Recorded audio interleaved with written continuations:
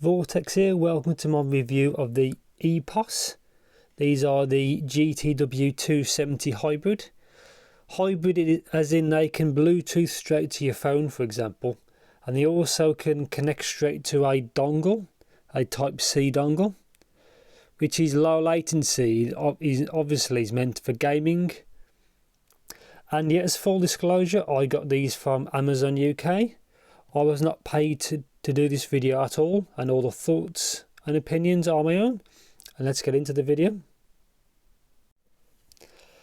So like I said in the intro, hybrid, so like you can connect straight to Bluetooth or straight to the dongle, which I'll obviously show you later on. That's the box, nothing amazing, just a bit of information. Earbuds, dongle, carry case, extra small, medium and large tips, which I'll show you in a bit. Compatible with Nintendo Switch, I don't have one to test with. Android, I've tested it with my Poco F2 Pro and it works perfectly fine. PC, I've tried that. Works with PS4 Pro, as I have one, works no issues at all. And I'll explain that further on in the video. And it works with PS5 from what I read, so that's kind of cool. So this is what it looks like. Crafted to last, designed to excite. So the main purpose of this, that's what it looks like, is for on-the-go gaming, which is quite niche really, but never mind. But obviously I'll show you the case. That's what they look like, and yeah, I'll just skim to the unboxing. So I've already laid it out as it's a bit quicker. So that's the packaging it actually comes in, which is quite nice padding. That's where the adapter was. The buds was already in there. Then obviously you put them in the case. So this is the actual case itself, which is really nice, like aluminium or aluminum for you American folks. Type-C. If it's going to focus. Just some information on the bottom. Really nice build. Just open it up so you can have a look. That's what you can use to pair them. Obviously it's going to try and pair now to my previously connected device, which is my phone. But that's that. This is why you're buying this. All this money is kind of for this. Epos was a part of Sennheiser, so that's why these are kind of on the premium side. That's just basically a sync button on the right, and that flashes when it tries to pair, then it stays lit when it's paired. As you can see, it's not very big from the size of the port. All this was on the top. So you get the charge cable, which is longer than I expected. A lot of true wireless has really short cables, obviously to save money. This is the actual extension. So this is one you use in your console or your computer. Again, a lot longer than I expected. So you could connect this into the back of your computer and run the wire around wherever. But that's that. The tips, if it'll focus, kind of flat on the top. And obviously it comes with two fitted. Oops. And that's just a cable tied in. No pairing, no hassle. Just tells you how to pair it. Obviously you have to use the extension cable, which I've shown you, otherwise it won't fit in the front ports. Very simple. And here's some documentation. The user guide, which is really the only useful one, which I'll show you in a second. A lot of paperwork. And that's just basically, you know, laws and rules and everything in that one. And I'll quickly skim over the guide now. So this is kind of semi-useful, so you can understand how it works. With these, like I said, you can either pair straight to your phone or straight to the dongle. Quickly open this. As you can see, very kind of straightforward instructions. Low latency, I'll talk about in a bit. All the included contents. You can see how it pairs. Very straightforward, as you can see. How it connects to the Switch, for example, or to your PS4, anything like that. I personally didn't try the actual suite because it kind of looks like bloatware, but it may work fine for you. Just how it fits, the different tips, powering on, auto connect. There's the actual button usage. Now the weird thing is with this, there's only one button on the left unit. Like that's normally true wireless have buttons on each, but these don't. We can see one button is play pause, 2 is next track, 3 is previous track, 1 is answer call, end call, things like that. Then you can do it hold for 2 seconds for Siri, Google Now or Alexa. Charging them, again, you can see from the colours, green, yellow and red, or amber and red. And again, they can see obviously battery life up from 0 to 100. You can charge it off your laptop there, for example, and that's it. Very straightforward, but at least with there's no volume control, as you can see, which is kind of a negative. And yeah, straight on to the review. Now on to the review of the actual Epos 270. So really nice aluminium build, as you can see. Obviously the guide explains the colours and how it all works, so that's kind of straightforward. The main thing is this. So this connects, the buds connect to this low latency, but the negative of that is the microphone doesn't work.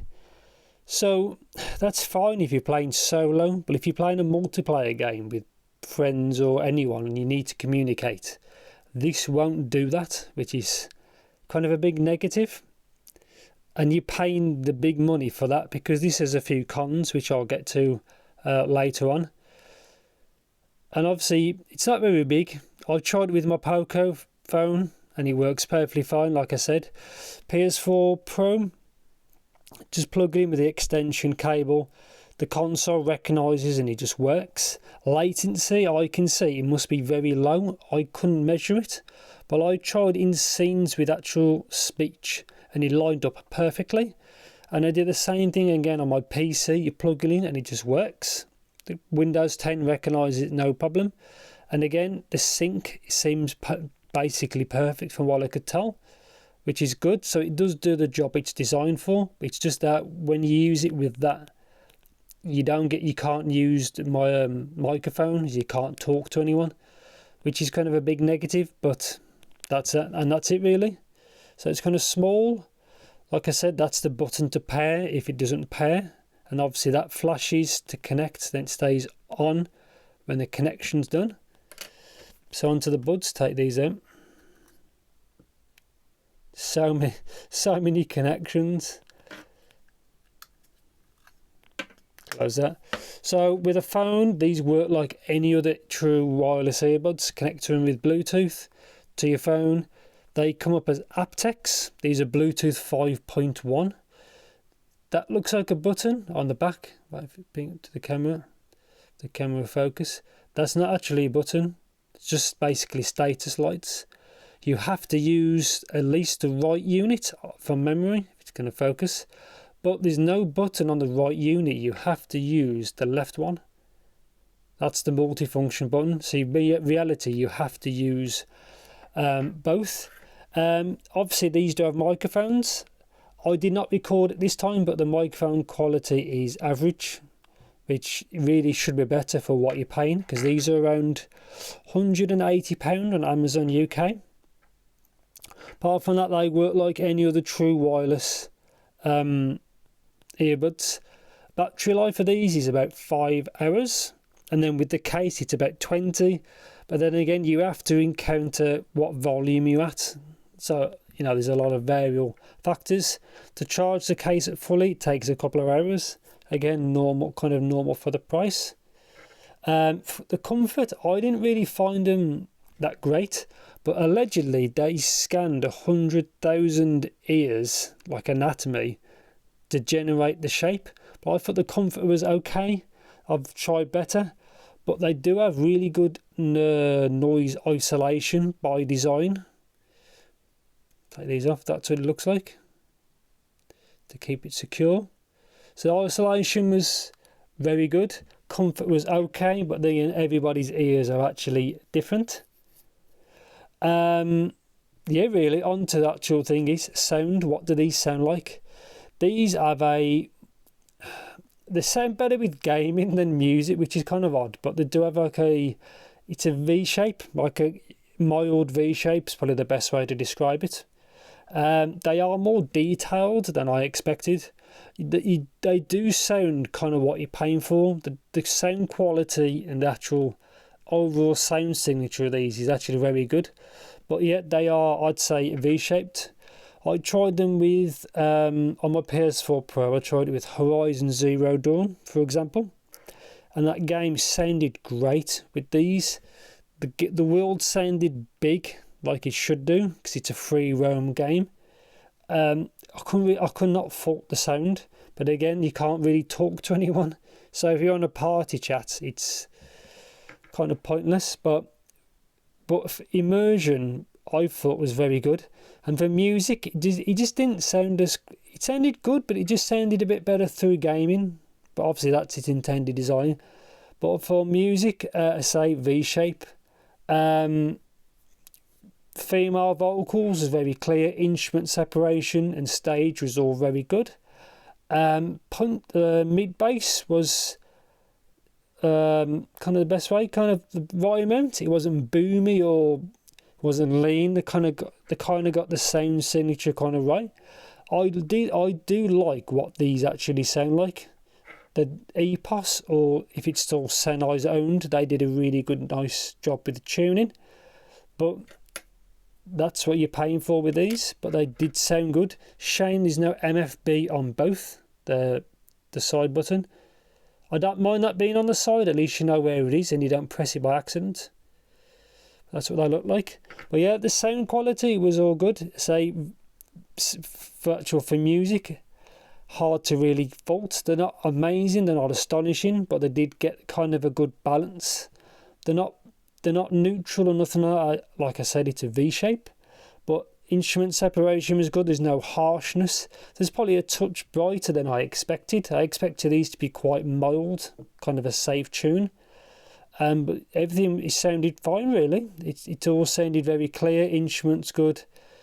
Micro details was actually quite good. For speech, they worked really good. They kind of worked great. I was quite happy with them. As you say, Bluetooth connection with my phone was perfect. The connection I noticed with these is it helps if you're very close. If you go anything beyond, from what I saw, about 2 meters away, there's micro drops. They lasted a really short amount of time. If you're close to your device, like they say with a switch, because you'll be holding it, I don't think you'll have any issues. But they as for a gaming experience, they actually was if it's going to focus, I was very happy with them. So I was happy with what these was essentially designed for, and I think that's it really. Apart from that, they're very simple to use, true wireless. Shame there's no volume control on them. And yeah, on to the actual conclusion. So the conclusion of the Epos GTW 270 hybrids, as you say, because they can connect to the dongle. Kind of a niche product, and you're paying quite a lot of money for a niche product, because you're paying all the money for that just to get low latency. Really nice build, best built case, and probably the best built earbuds I've ever seen at this price. But there's a lot of cons, shall we say. Is one, I'm going to compare this straightly to the Jabra Elite Active 75Ts, because at this time they were about the same price. The 75T has more battery life. To me, fits better. Microphones sound better. They have active noise cancellation. They have a higher water resistance, and they've got a hear-through mode. These don't have that. But it all depends on your use case. If you're a hardcore on-the-go kind of mobile gamer, these are the ones for you, without a doubt, because that's what they're designed for, with a Android phone or with like a Nintendo Switch. these are good. Or you can have a pair of earbuds and just plug them into like a dongle or into a 3.5 jack. But yeah, you're paying that kind of big money. I'm not really sure I recommend these. Honestly, I prefer at this kind of price. The Active 75Ts are probably more well-rounded. And they're probably a little bit more portable, and to me they fit better. And yeah, that's just my thoughts. Anything you want to know, as usual, let me know in the comments. Thanks for watching and take care.